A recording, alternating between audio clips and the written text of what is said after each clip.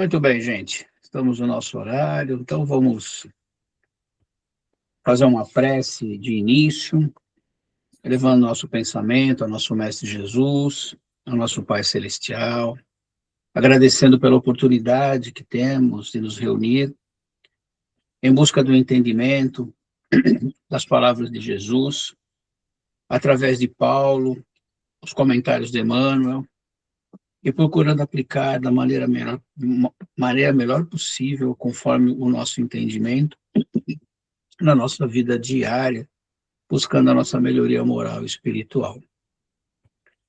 Agradecemos a presença dos amigos espirituais, que são responsáveis pela tarefa da noite, o pessoal lá do cantinho, outros espíritos que também vêm acompanhar esse nosso estudo, e deixar a oração que o Mestre nos ensinou lá na sala 1, em benefício do irmão que mais necessita.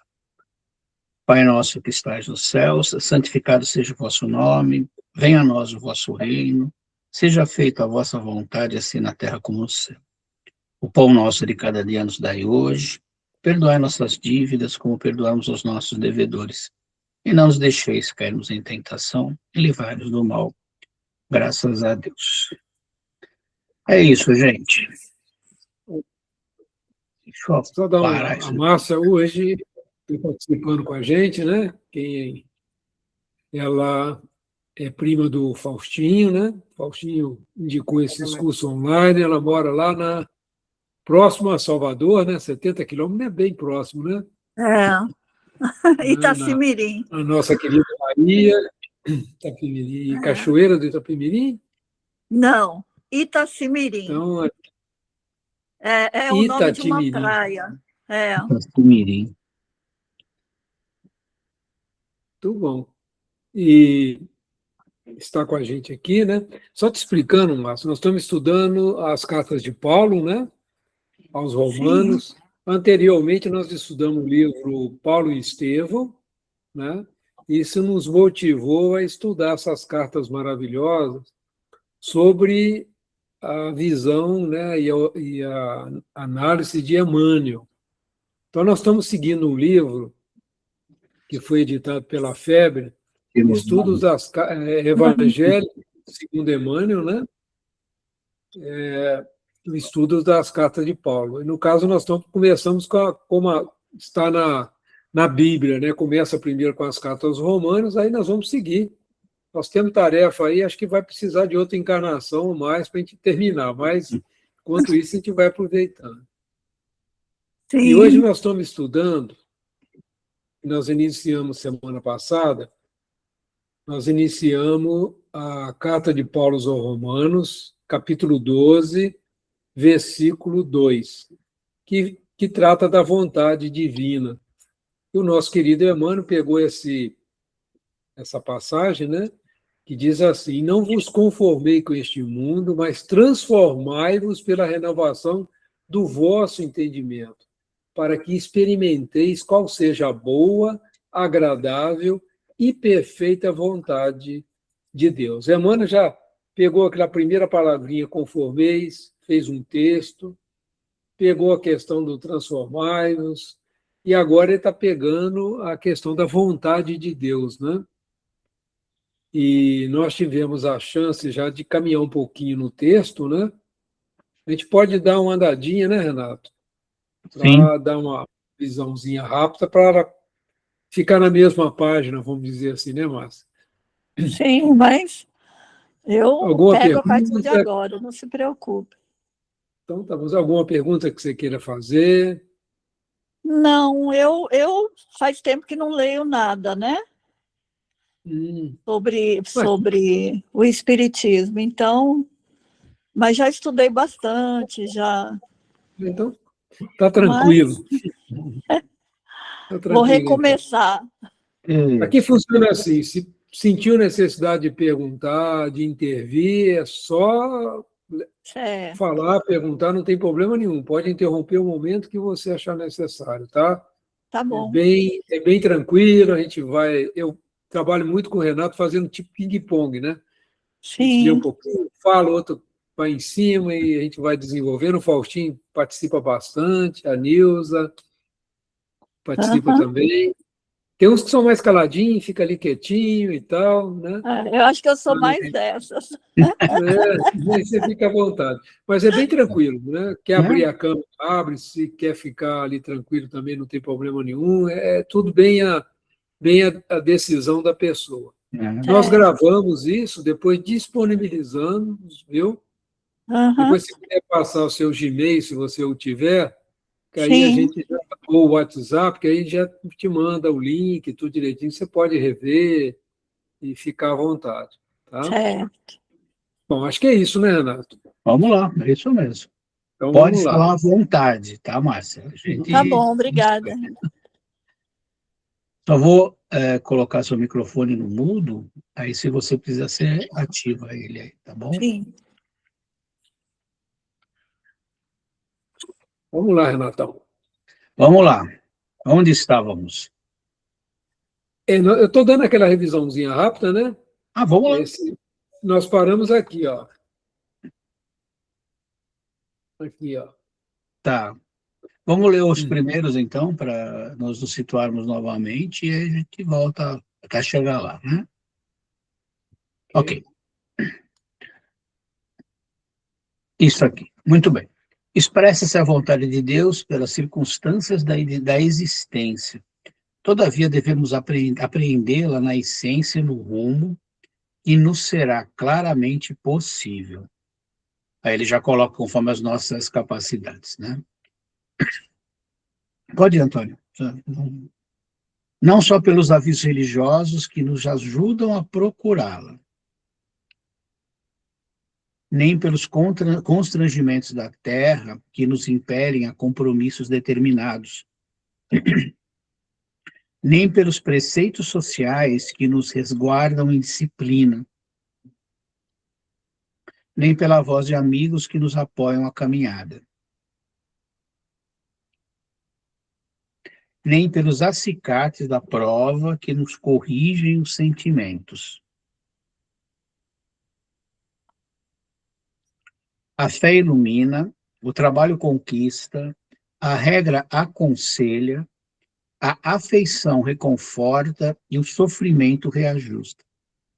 No entanto, para entender os desígnios divinos a nosso respeito, é imperioso renovar-nos em espírito, largando a era do conformismo que se nos arraiga no íntimo, alentada pelo adubo do hábito em repetidas experiências no plano material.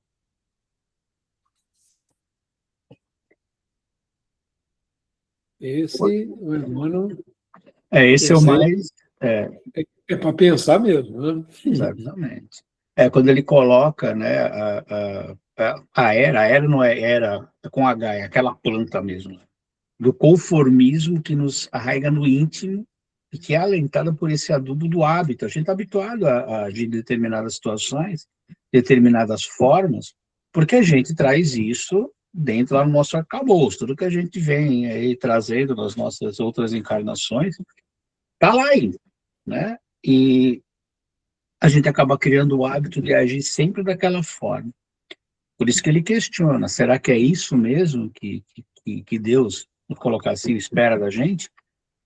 Nós estamos dentro das leis dele o máximo possível, conforme a nossa capacidade, porque cada um de nós está num determinado momento evolutivo. Será que está dentro daquilo? Né?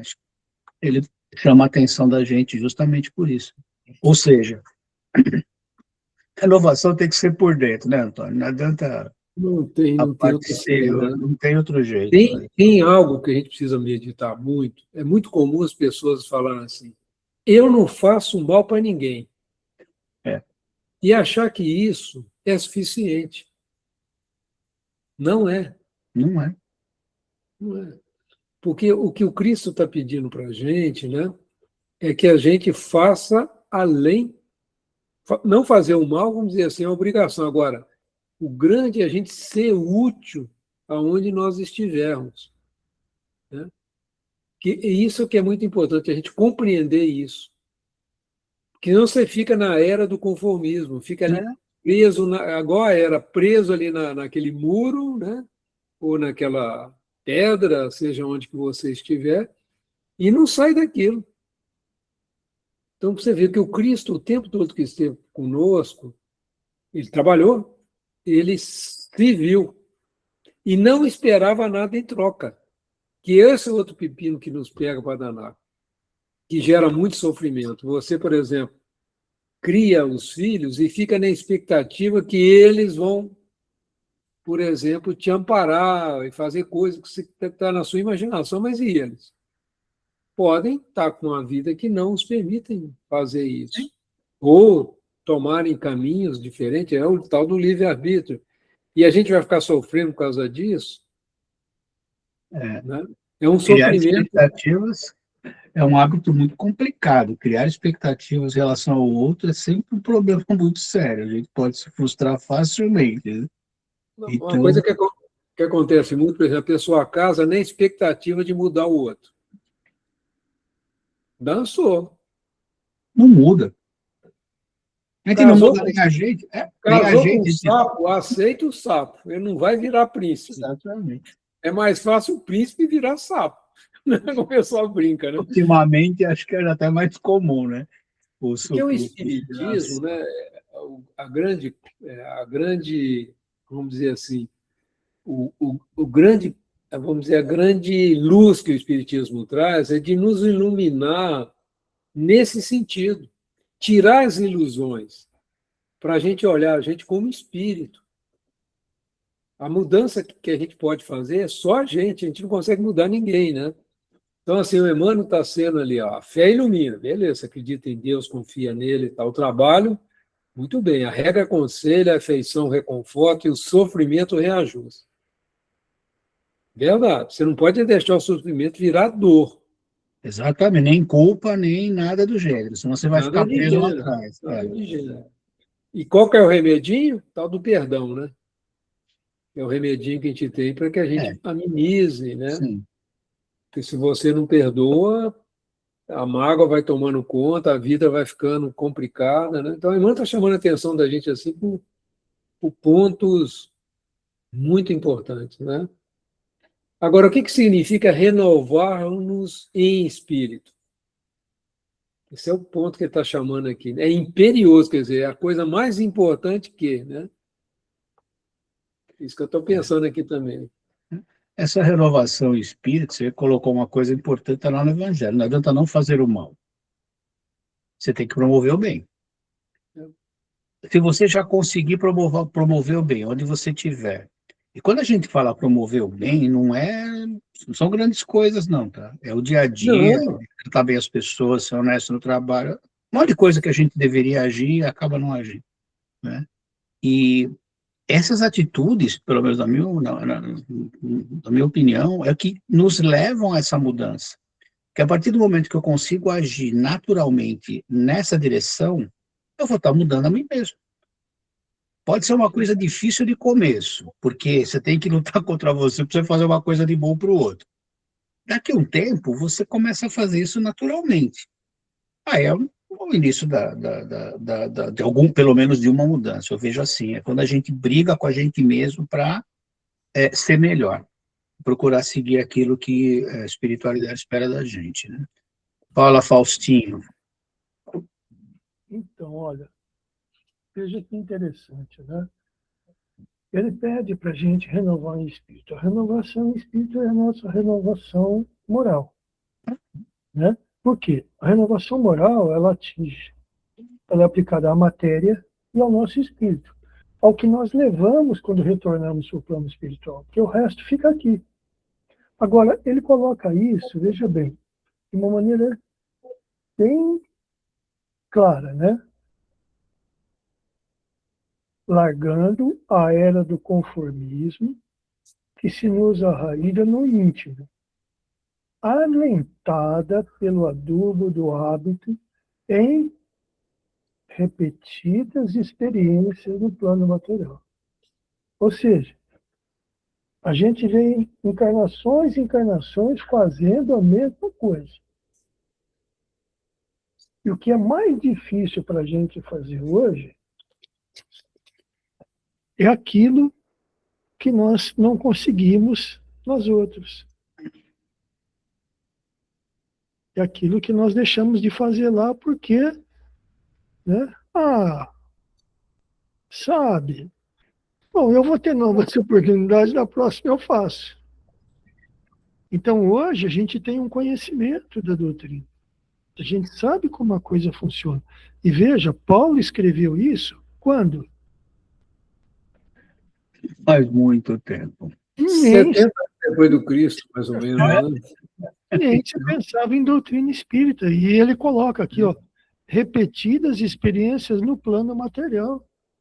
Que apesar das tentativas de outros avatares de mostrarem para a gente que o caminho era diferente daquele que seguíamos, a gente não entendia. Hoje, o contato com a doutrina propicia isso mesmo, né? Mas há quanto tempo a gente estava... Teu microfone falhou. Faustinho? Oi. Agora voltou. E naquela época, o que acontecia? Essas repetidas experiências no plano material era durante a encarnação. Eles entenderam assim. Alguns entenderam além. Né? Então, veja, isso não foi escrito naquela época em que não se tinha comentário da doutrina, mas é válido até hoje. Por isso que a misericórdia divina ela é importante. Não adianta a gente dar o passo maior que a perna. Né? A gente tem que fazer, a gente veio nessa encarnação para fazer aquilo que nós conseguimos fazer. Mas não depende do quê? De a gente se acomodar. Se a gente acomodar, a gente entra no livre-arbítrio, né? Não. Tá bom assim, deixa como tá. Não. A gente estuda, né? Como ele fala aqui, ó. A fé ilumina. Não tenha dúvida disso. Eu tenho provas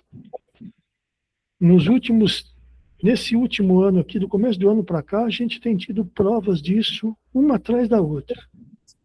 O trabalho conquista.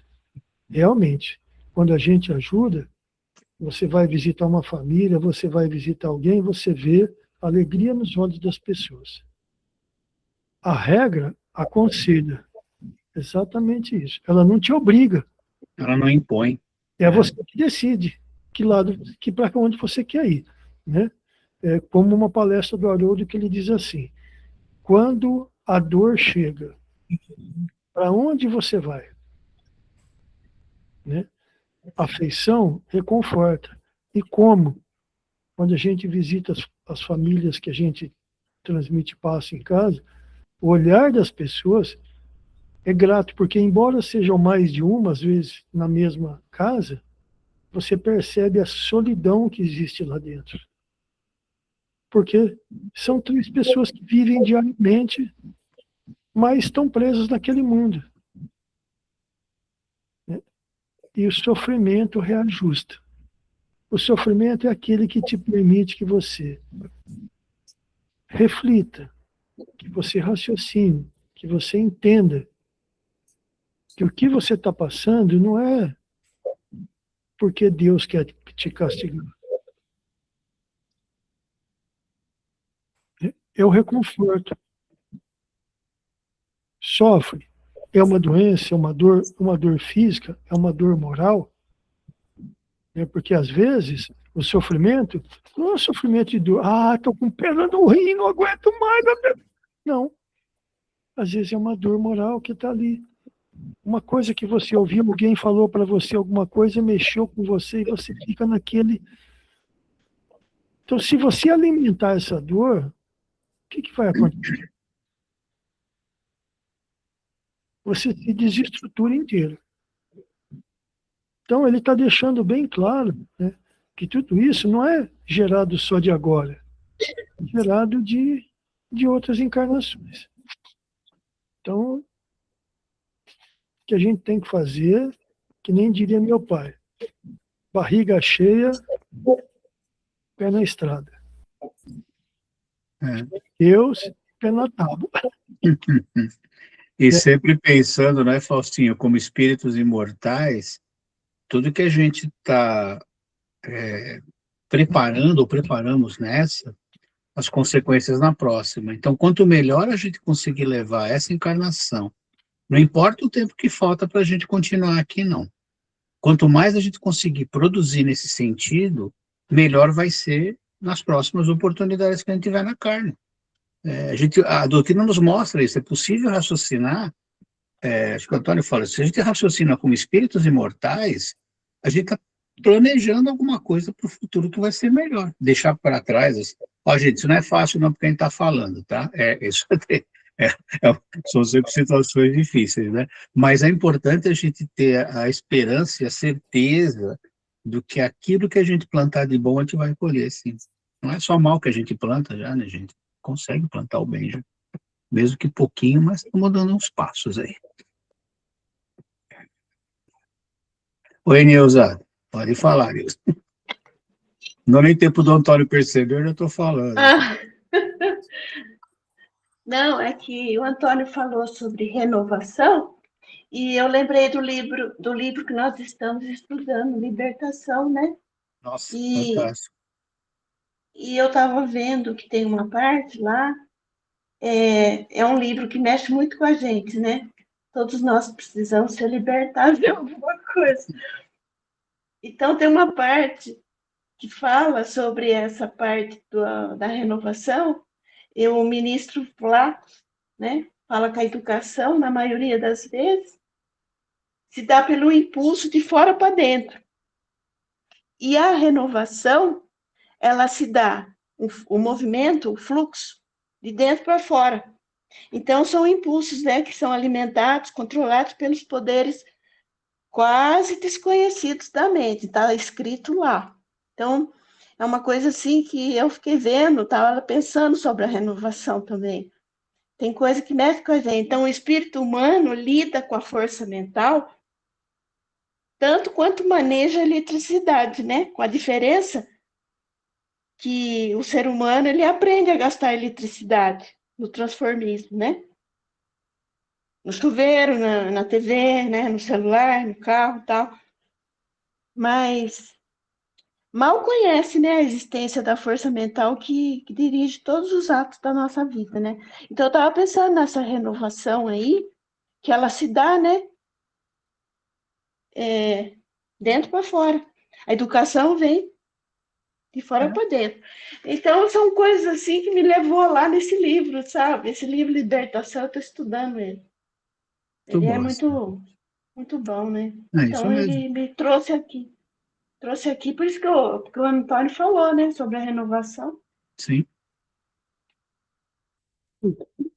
Comentar, a gente muitas vezes, eu tenho um amigo que ele estava comentando assim, que ele é palestrante, né, e tudo, conduz inclusive 2 centros espíritas lá em São Paulo, e ele colocou um negócio assim, antes eu falava do amor, e discursava e tal, aí eu cheguei à conclusão que eu precisava falar de uma maneira mais simples, né? E Jesus fez isso com a gente, quando ele diz assim, não faça aos outros aquilo que você não gostaria que fizesse com você. Bom, aí ele trabalha de uma maneira mais direta, ele fala assim, gente, vamos fazer o seguinte, não fala mal de ninguém, não pensa mal de ninguém. Vamos tentar uma semana fazer isso? Uma semana. Ficar uma semana de jejum, de não pensar mal, e inclui os políticos, hein? Inclui todo mundo. Não vale excluir, não. É todo mundo. Tá? Então, combinado? Combinado, pessoal. E, tal, né? E a turma só olhando de lado. Não é fácil, não, hein? Não, nem um pouco. E vamos combinar mais uma coisa. Não brigue com ninguém. Nem pensamento também. Tá? Não briga, não. Porque às vezes você está lá na fila do banco e o cara está lá passando um sufoco danado e você assim, acabou, o senhor não anda e tal, jogando toda essa força negativa em cima do pobre coitado que está lá trabalhando. O motorista, às vezes, está lá com cuidado, o cara leva e tal, pronto. Não façam isso por uma semana, vamos combinar. No domingo, nós encontramos novamente, nós vamos ver como é que foi, fazer o balanço. Porque a gente precisa trazer para a nossa vida a simplicidade dos ensinos de Jesus para a gente começar a fazer as coisas. Eu tenho um outro amigo que é palestrante, é um médico, homeopata, ele é muito engraçado. E ele tem uma família grande, né? Tem 6 filhos, agora os netos vão para a casa dele e tal. E ele tem um problema muito sério, que ninguém quer lavar as louças. Você imagina uma família com 6 filhos, com um monte de netos, chega à toa para o fim de semana, quem pega a onda normalmente são os avós, né? E fica lá. Ele falou assim, eu tive que aprender a lavar a louça em nome de Deus. Que se eu lavar a louça com raiva, eu vou descarregar minha raiva toda no genro folgado, né? Na nora folgada, no filho folgado. Ele falou assim, então eu estou treinando, então eu posso não lavar. Ele falou assim, eu não vou lavar. Agora, se eu for lavar, é em nome de Deus. Nome de Deus. Ele é engraçado. Aí ele conta mais um, diz que ele adora caqui. Aí ele comprou 2 dúzias de caqui, lavou, desinfetou, botou lá na mesa e foi tomar o banho. Falou, depois eu vou comer, que eu adoro. Eu quero sentar para comer o caqui. Chega o genro dele, que é o folgado, né? Só vou te contar, e comeu o caqui todo. Nossa! E ele falou assim, gente, meu pai... E ele se preparou. Você imagina você se preparar para chegar lá, cadê o caqui, né? Eu acho que foi melancia. Não é o caqui mesmo, é o caqui que ele adora. Aí ele falou assim, e o pior não é isso, ele torce para o Atlético Mineiro. E o genro dele quer ver o Botafogo. Então, Aí, quem que ele assiste? Botafogo, né? Botafogo. Sem comer o caqui. E ainda comeu o caqui dele ainda. Ele fala assim, gente, se a gente não fizer essas coisas em nome de Deus, a gente fuzila as pessoas no pensamento. É verdade. Porque a pessoa às vezes faz sem perceber, viu o caqui lá, está lavado, é gostoso, ele gosta, ele mandou baza, né? E nem pensou no outro, né? E se a gente faz essas coisas, a gente começa a pensar, não faça aos outros aqui, você começa a pensar, será que alguém parou isso aqui que quer comer? Começa a raciocinar um pouquinho, né? Mas a gente não tem esse hábito. Né? Então, a gente não vai colocar aqui, né? Vai pelo menos deixar um para ele, né? Dizer que agora compra 4 dúzias, eu vou ter certeza que vai sobrar para ele. Ele é muito engraçado, mas são colocações simples que ajudam mas a gente. É importante, são coisas simples mesmo, a gente é testado nessas coisinhas. Não é abrindo um centro ou você ajudando 200 famílias, não é. É o dia a dia, cara. É gostar da sogra, que eu sempre brinco, né? Essas coisas assim, né? São coisas simples, né? Então, Antônio, isso daí depende muito, como diz a Joana, da intenção, né? Se você vai falar mal de uma pessoa, se você vai fazer algum comentário, depende da intenção que você tem. Se você faz o comentário com a intenção de realmente de prejudicar, de causar dano, de fazer julgamento, é complicado. Essa história que você contou, eu vou te contar uma que aconteceu lá em casa. Meu pai falou assim para mim, Luiz, estou com vontade de comer almôndega. Então ela fez 12 almôndegas. Chegou no almoço, falou assim para ele, Fausto, fiz 4 para mim, 4 para você, e tem 4 na geladeira para você comer à noite. Ela já tinha começado a almoçar, ele também. Ela levantou e foi ao banheiro. Aí, quando ela voltou, ele tinha comido as 4 almôndegas dele, as 4 dela e as 4 que estavam na geladeira. Então, que vontade ele estava, hein, Fausto? Então, aí, o que você acha que a dona Luísa fez? Que tipo de bronca ela deu nele? Então, tudo isso, né? Você está com o microfone fechado, então, tudo isso depende realmente da intenção. Né? Se você está rindo, né, Cláudia? Eu não falei, a Cláudia desmancha com o Faustinho. Né? A intenção é a coisa que dá peso a tudo. Né? Se você, por exemplo, Antônio, se a Cláudia fica brava com você, mas ela fica brava com você por uma coisa boa, para te ajudar você a reparar, ótimo, isso tem um peso. Mas se ela fica brava com você no sentido de te criticar, de te colocar para baixo, isso gera um outro peso. né? Outro dia eu estava vendo um podcast muito interessante, que o rapaz estava explicando a respeito de como acontecem as influências dos espíritos em cima da gente, né? Ele falou, quando você está numa vibração boa, numa vibração elevada, você constrói um muro. Se você manter sempre essa vibração, esse muro fica intacto. Mas se você começa a baixar um pouquinho essa vibração, começa, como esse, né, pensamentos, fazer julgamento, falar mal de uma pessoa, começa a abrir buraquinhos nesse muro. E nesse muro, os buraquinhos vão abrindo e vai aumentando, e aí começa a chegar a influência daqueles que não nos querem bem e nos causar dor e sofrimento. E tudo isso vem do quê? Vem da nossa intenção, né? Então, mas, pô, Antônio, eu fiquei bravo com você, mas a intenção minha era de te alertar.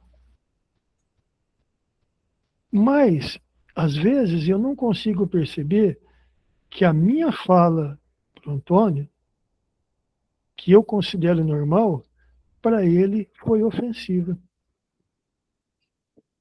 E aí?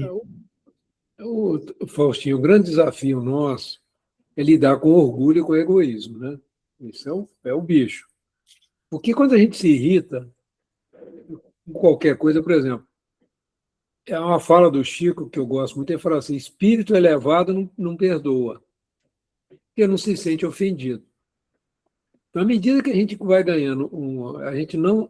Se a pessoa faz uma crítica com você, você analisa a crítica e vê que aquilo é plausível, está correto, e você assume aquilo, maravilha.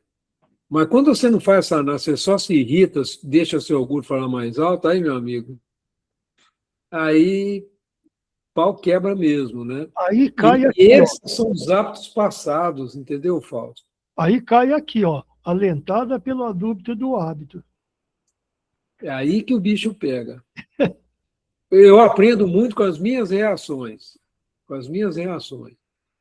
O trânsito me ensina muito. O trânsito. E a Cláudia se diverte comigo, né? Porque eu fico falando nervoso no carro e só eu que escuto, né? E ela está do meu lado, né? E o cara que está lá fazendo as barbaridades dele, ó, nem ouve, né? Olha, Mas... só você assistir o Antônio instalar um lustre no teto. Quando a gente casou, a minha mãe estava junto com a gente lá e ele instalando os lustres do apartamento. Aí ele ficava nervoso lá com o parafuso e eu debaixo ajudando, eu caía na gargalhada. Ô, Faustinho, o braço vai doendo e o parafuso não entra. Aí a mãe, quando não entendia, ele falava assim, Cláudio, você fica rindo dele, ele vai fazer ele ficar mais nervoso ainda. Mas não, ele não ficava nervoso comigo ou não, mas até minha mãe entender isso, entendeu? Eu caía na gargalhada, que não pode ficar nervoso.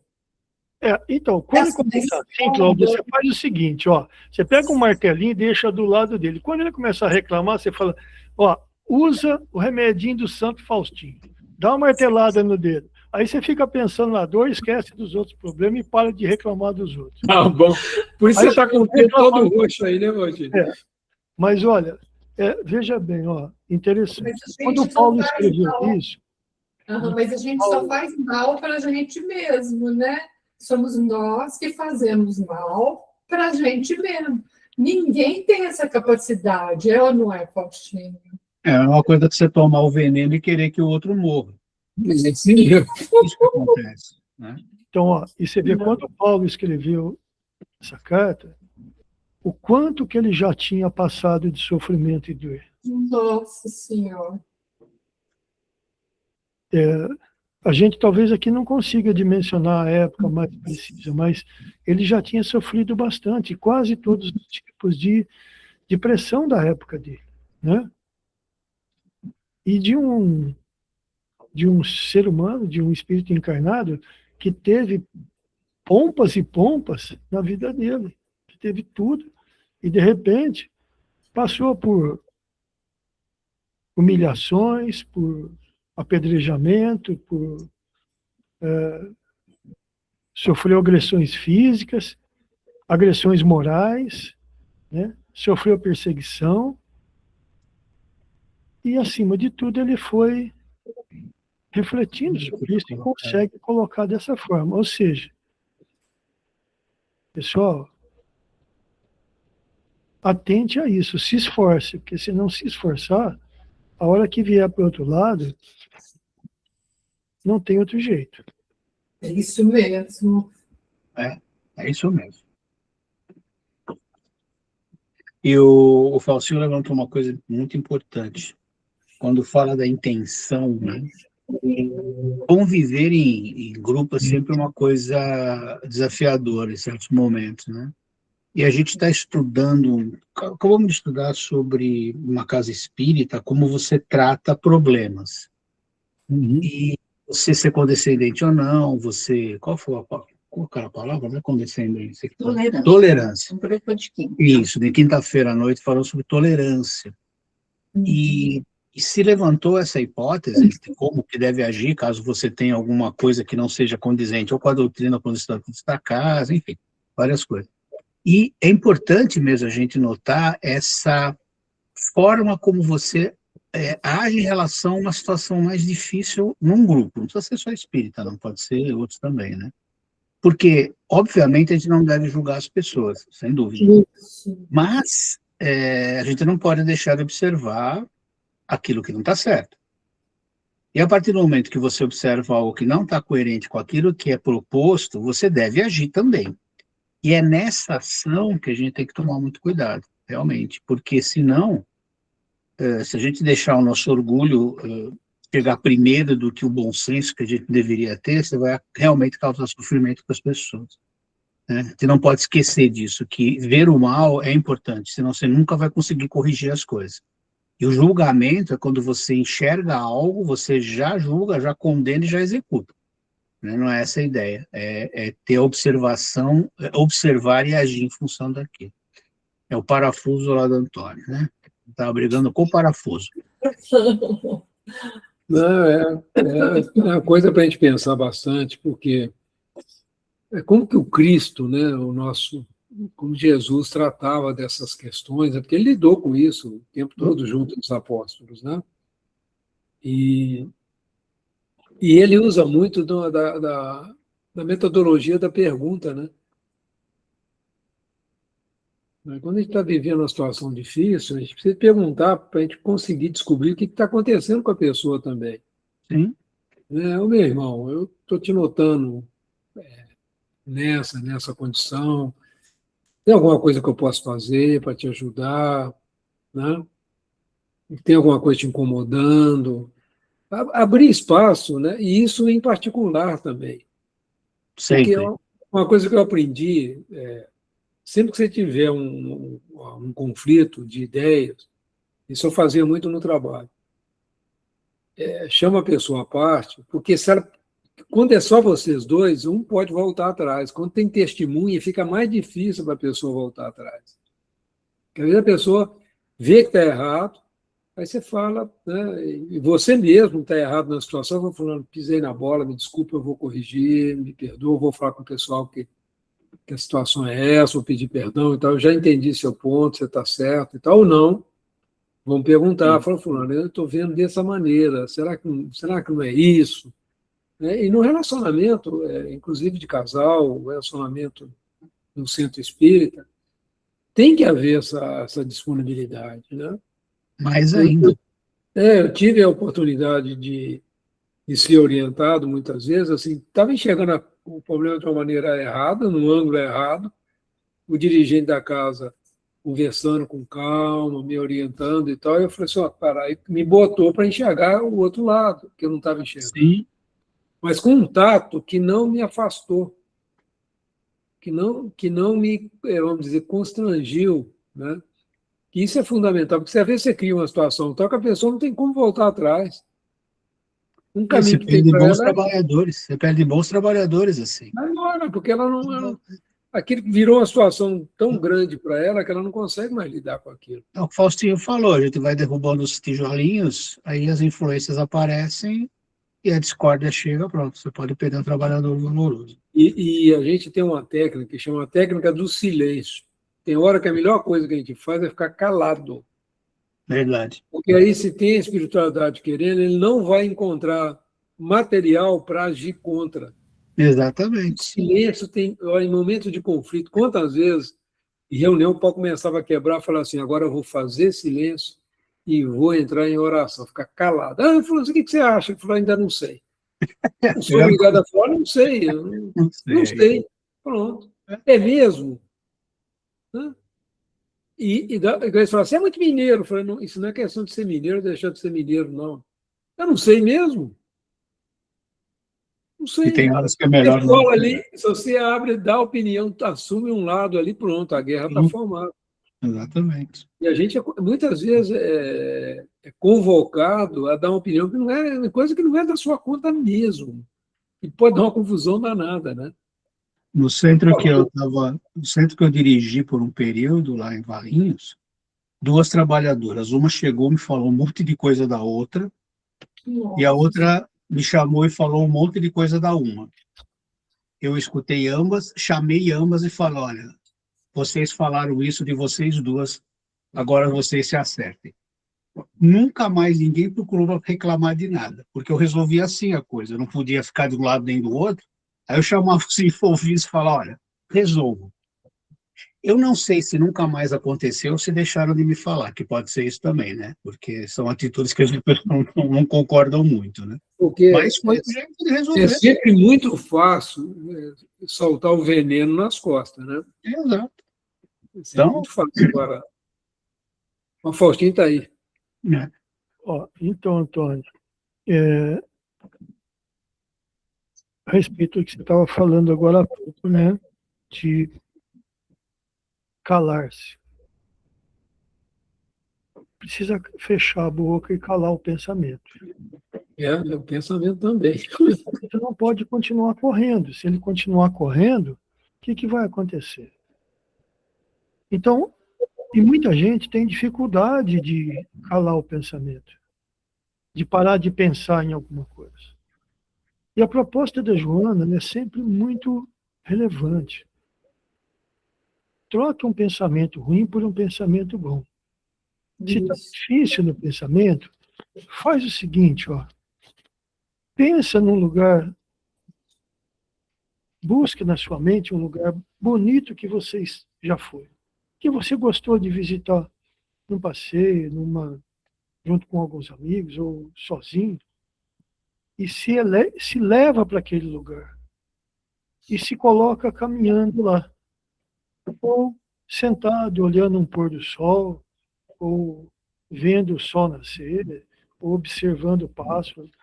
E ali você consegue se fixar naquele quadro que você criou. E aí, dentro desse quadro, você começa a entrar em oração, ou você começa a elevar, agradecendo a Deus, agradecendo a Jesus, aos espíritos que te acompanham, pela força que está recebendo. Porque às vezes é difícil, a gente está com a cabeça tão conturbada, tão cheia de problemas, que você... Não, eu vou fechar a boca.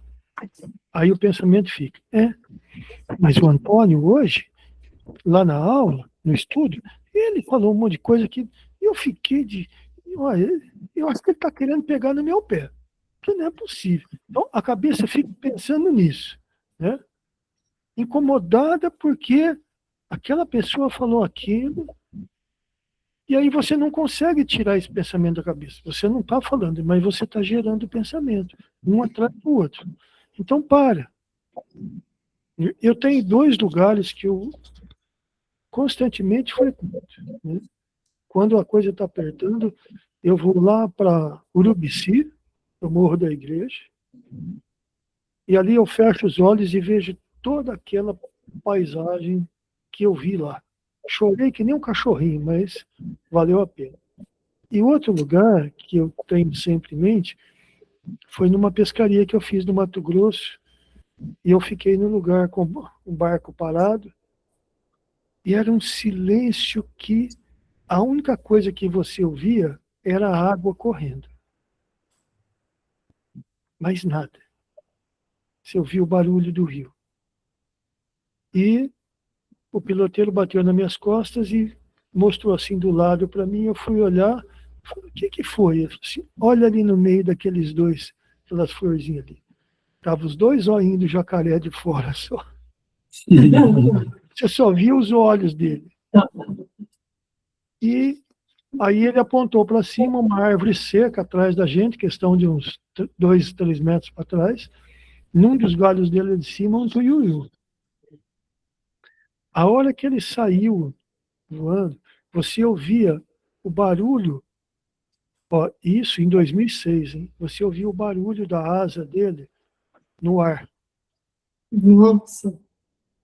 Gente, olha, eu fico arrepiado só de falar. Então, são 2 lugares que eu vou, que eu fecho os olhos e eu me sinto o mais próximo possível de Deus. O Morro da Igreja, lá em Urubici, foi, ou também o Morro da Pedra Furada, você tem uma visão longa daquilo. E foi um lugar assim que eu senti uma paz tão grande, mas tão grande, que a Carolina perguntou assim para mim, pai, por que você está chorando? Porque naquele dia eu estava me sentindo abençoado. Então, o pensamento, o silêncio, Antônio, é esse, é você está com dificuldade de calar o seu pensamento, vai para um lugar.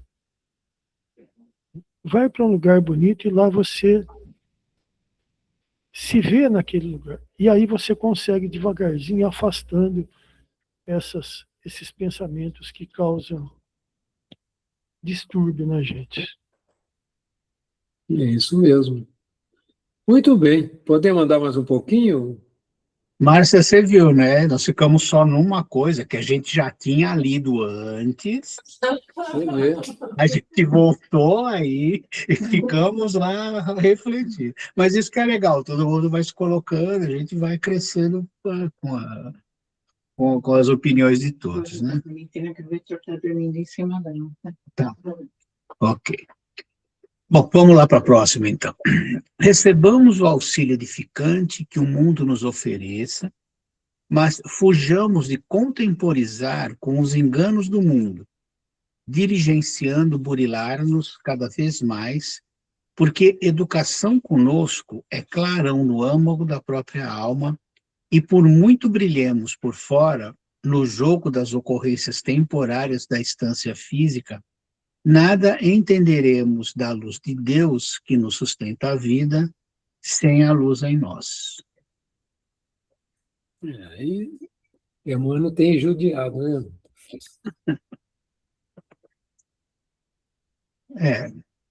É bem dentro daquilo que estava no slide anterior, né? O conformismo. A gente recebe realmente o mundo nos abraça. Mas não vamos nos fixar nesses enganos do mundo. Enganos do mundo eu entendo como a parte material que ela nos chama. É a porta larga. Né? O nosso apego ao material, né? É a porta larga aí mesmo, né? E isso faz com que a gente fique preso a coisas que, como o Faustinho falou, a gente não vai levar nada disso mesmo.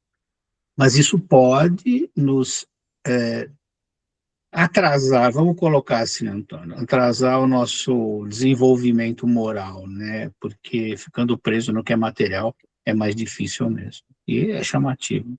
Ainda mais do jeito que está o planeta hoje, que você tem tantos apelos materiais aí, não falta isso. Esse auxílio edificante que ele coloca, quando Emmanuel escreveu isso, completamente é outro planeta hoje, né? A diferença é muito grande na parte material. Mas ele já avisava nesse sentido. Então, não é difícil a gente se deixar levar por esses enganos, não é não? A gente tem que ter bastante firmeza para evitar que isso nos transforme em conformistas, é isso, né? Nos conformemos com essas facilidades, vou dizer assim. E ele termina dizendo que não adianta nada se eu não brilhar com a minha própria luz, eu não vou entender o que é, o que Deus está querendo, porque provavelmente tanta coisa material eu não vou ter tempo nem de lembrar disso, basicamente. Mas eu penso assim. Que auxílio o mundo nos oferece, né? Então, o mundo nos oferece o emprego, né? O trabalho, para sustentar a família, né? Seja como um operário de fábrica, seja como um médico, seja como engenheiro, seja com qual profissão que seja, né? Na área hoje da tecnologia da informação, seja em que ponto que for. Mas o grande problema é quando vem a... Nós vivemos hoje num mundo muito competitivo, né? Então, por exemplo, nós já na escola, quando a gente já entra ali no início, né, da nossa formação cultural, né, qual é o melhor aluno? O pai chega em casa, quanto você tirou na nota, meu filho? Como é que é a nota dos outros coleguinhas? Como é que você está? Então, assim, você é o tempo todo motivado a competir.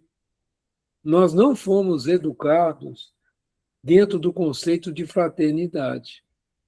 Então, esse conceito de competição, muitas vezes, entra na questão da moral relativa, ou seja, vale tudo. Eu, para conseguir o cargo, aquele cargo que eu tanto almejo na empresa, o que eu tenho que fazer?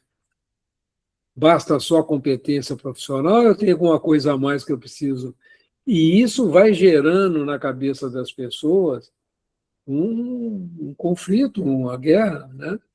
E você já aprendeu isso lá na base, Sim. na sua formação, né? E são coisas para a gente pensar. O médico, por exemplo, que se forma, que é um sacerdócio, na medicina é, além de tudo, um sacerdócio, mas ele forma na esperança de se tornar uma pessoa rica e bem-sucedida, ele vai escolher especialidades que o levem a isso. Ele não vai querer ser um clínico geral do interior, lá do norte, do nordeste. Não vai. Vou querer ficar no sudeste, que é aqui que eu vou conseguir ganhar e ter uma projeção, escrever trabalhos, etc, etc. Né? Então, a gente vê isso, né? E por isso que essa questão é o seguinte, o auxílio vem, né? Às vezes vem a oferta para você trabalhar, realmente ajudar, né? Se você tem uma formação que você pode ajudar. E você, às vezes, olha mais o interesse pessoal, o interesse material ali. Aí a coisa toma caminhos muito difíceis para a gente, né?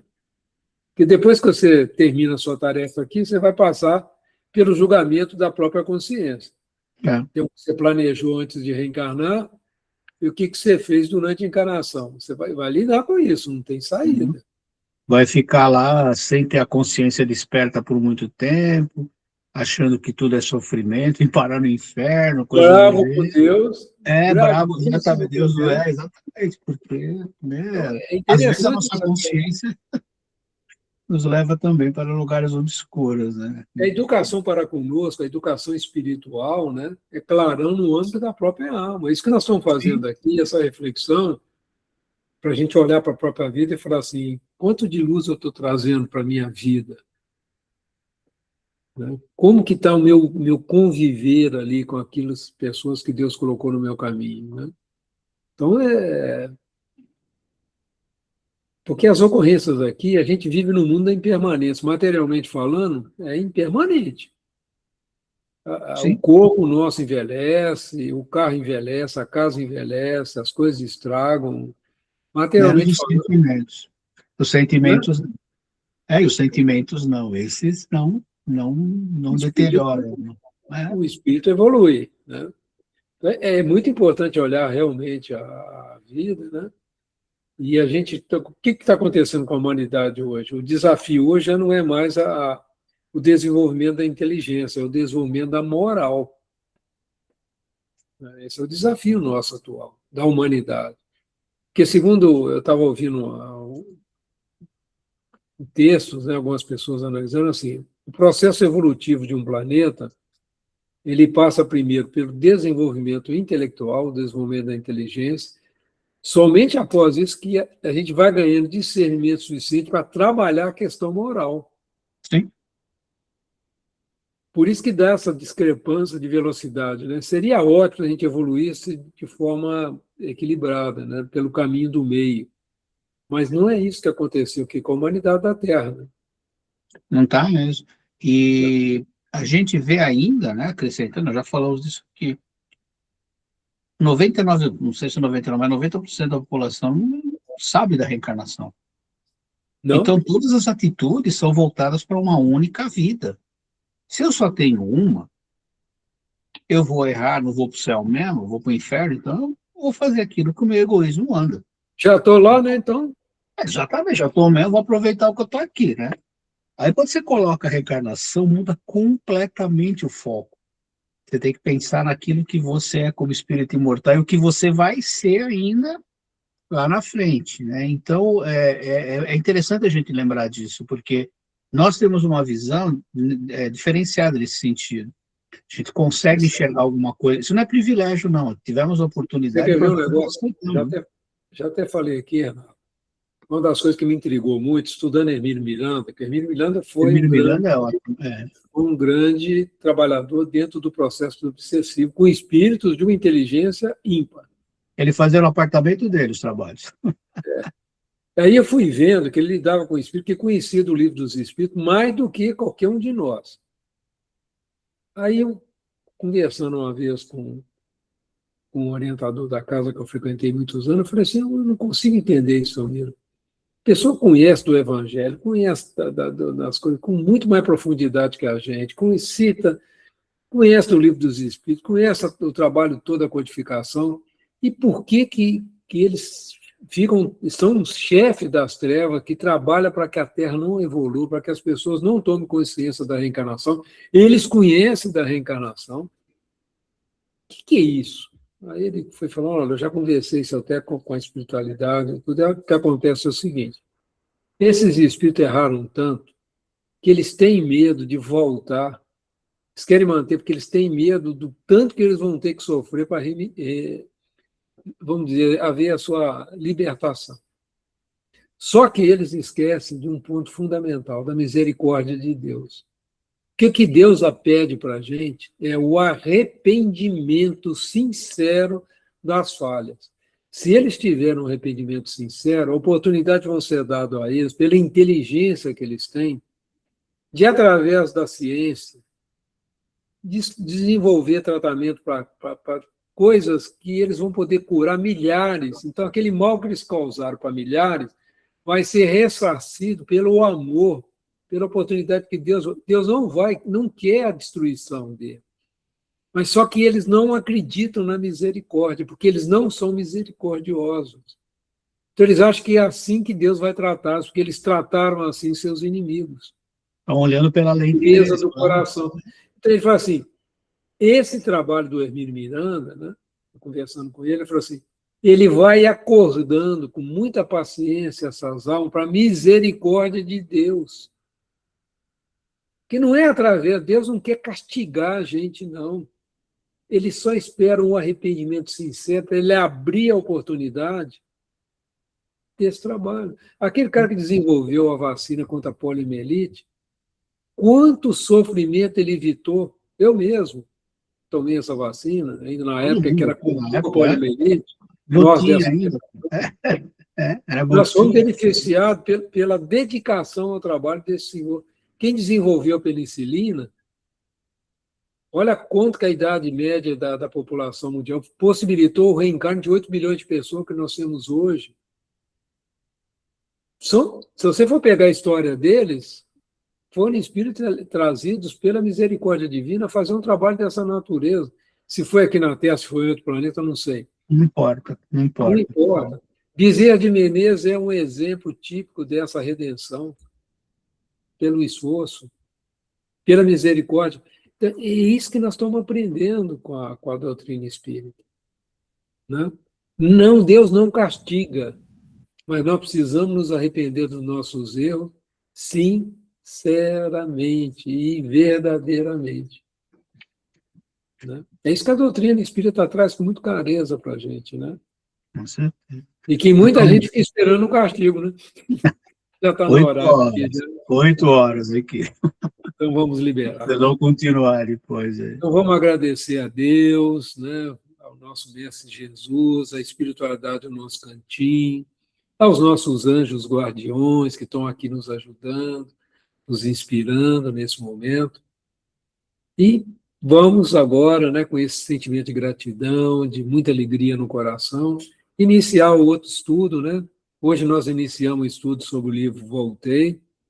Nós vamos estudar sobre uma figura muito importante dentro da doutrina espírita no Brasil, que é Frederico Figner, né? E eu vou falar um pouquinho da história dele, tudo antes da gente entrar no livro propriamente dito. Então agradecemos a Jesus por esse momento, né? E abrimos agora o espaço para um novo estudo, né? Eu vou parar aqui a gravação desse momento nosso aqui, né? Só um segundo.